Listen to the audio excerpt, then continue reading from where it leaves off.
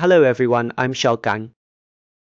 In this lesson, I'll illustrate how to create and generate multiple dynamic images. There are actually many ways to generate them, and what we're doing now is clearly not the optimal solution because based on this approach of breaking things down into finer granularity, it's currently not the best. However, one advantage of this architecture is that it's quite clear. The interfaces have no dependencies on each other, making it a very comfortable design.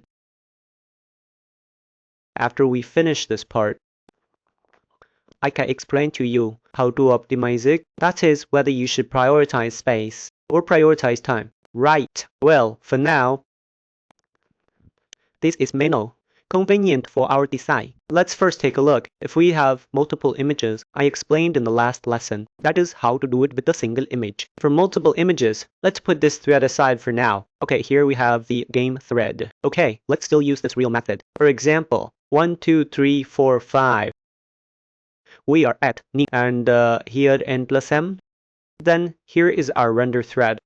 This is our rendering cache. Whoa. This is our ending thread.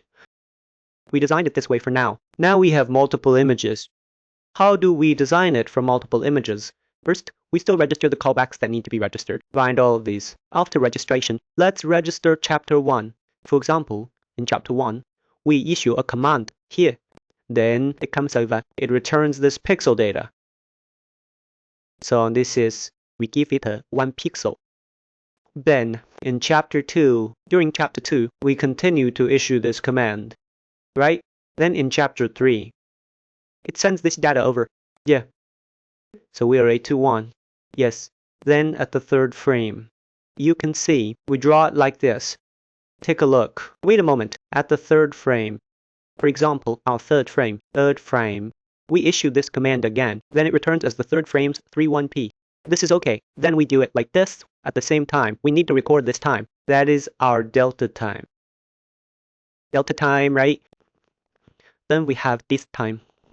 And this pixel value. Then we make it into an array. So that means, for example, after 3 frames, we have such a host.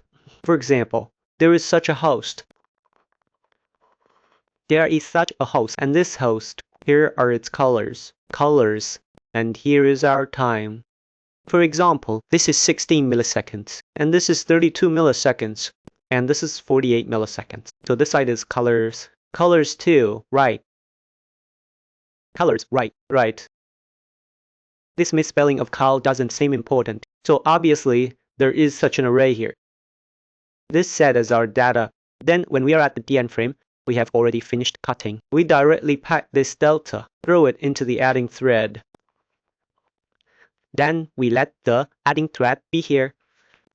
Then after it finishes, we let it return to our main thread layer. So this is the n plus m frame. So obviously this 1 to 3 frame animation. The animated image is ready. That is, our web is ready. After it's done, we go back to our BP.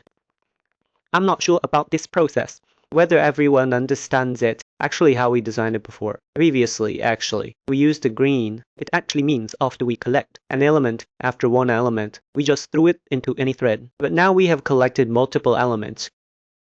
After executing the previous steps here, we package it together and send it to any thread. Then we end the generation of this dynamic image. So actually this architecture has changed a bit from the previous one because it stores multiple images and multiple images in the middle, something like that over time. And the advantage of this is that when we do the design, we don't need to have any connection with each other. It's just that the parameters have changed. The interface has changed. It doesn't care how this data comes from. And actually, when encapsulating inside, there are many details. So let me explain what the details are. Then you will know how to optimize. Previously, this is the workflow we are currently using. It's actually the same as our single image. Okay, so let's talk about this multi-image. What details are there in it? Let's create one first. We fill in the image, okay?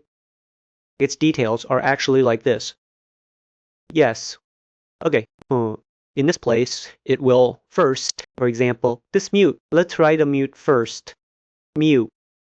Picture, pi. Then the dynamic one. It's dynamic. Then it has the first step. For example, the first step, it requests a canvas. Then the second step, it fills in the data. It takes the table we just made, fills in the data, right? Actually, this table fills in the data. For example, 16 milliseconds, 1000 milliseconds, 48 milliseconds, right? It might be 80 milliseconds here because it doesn't necessarily follow the actual. It's not necessarily stable. And this side is data. Then we take these things one by one. Let's change a color. Change a color. This way it's clear for everyone. Input them one by one. Just input it once, like this. You can call them boon, B2, B3. So it's input one time after another like this. After the final input is done, then we proceed with operation C. Change it to green. Then here we are actually doing operation C. So operation C is to take this thing and this is equivalent to the begin. Then this is equivalent to the end. Of course, each step also has many operations, but we are only drawing an open chain diagram. So it looks like this. This constitutes a complete set of steps, and doing it this way should be slower. The reason it is slow is because you'll need to prepare all the data before you start executing this operation. Actually, I can completely, so like this, when you perform this operation,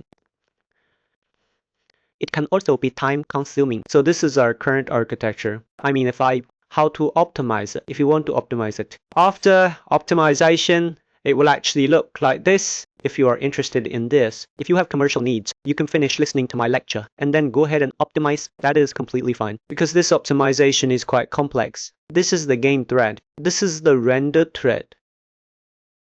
And this is our any thread. This thing obviously cannot use our test graph because you need to create a separate thread because it's quite complex. So we need to emphasize a D0 frame. In the D0 frame, we perform the init operations. We have bound all the necessary delegates for round of 3 and then the resources that need to be requested here. For example, operation A, and then here we write a delegate handle for it, right? Then now we start executing the first frame.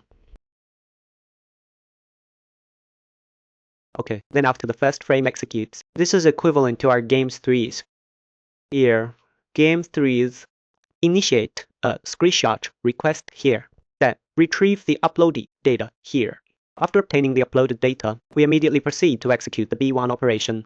Okay, no problem. So obviously this is the operation for frame 1. Then the operation for frame 2 is like this. So here, similarly initiate this co-machine request, obtain this pixel data, then execute the B2 operation. Then after we have executed many times and many frames, we end it at a certain frame. For example, this is the operation for frame and to end it. Then when we end it, maybe we still need to do the same here.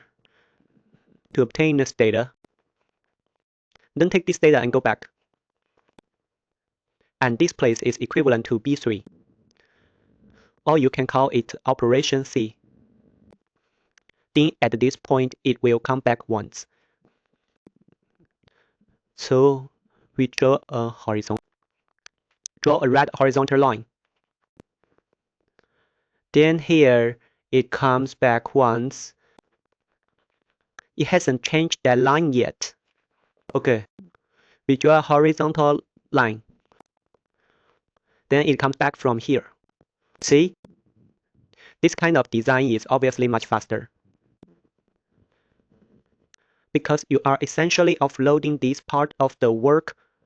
All have been moved to the front for execution instead of taking these operations from B1, B2 to B10 and cramming them all into the last step for execution. After this part is executed, then return to BP. This matter is done. This kind of design is quite good, but there is a problem. You would need to design many such interfaces, and you need to design the passing of these objects. So the degree of mutual association between them is relatively deep, and personally I think it is. Not very suitable for learning, but if you want to optimize it properly, you can do it this way. This is what we call optimization. Optimization should be done this way. Okay, this is about the design and the architecture. Okay, so we'll stop here. Actually, when we write it, there are many details. Many details. When we write it, we'll expand on them for you.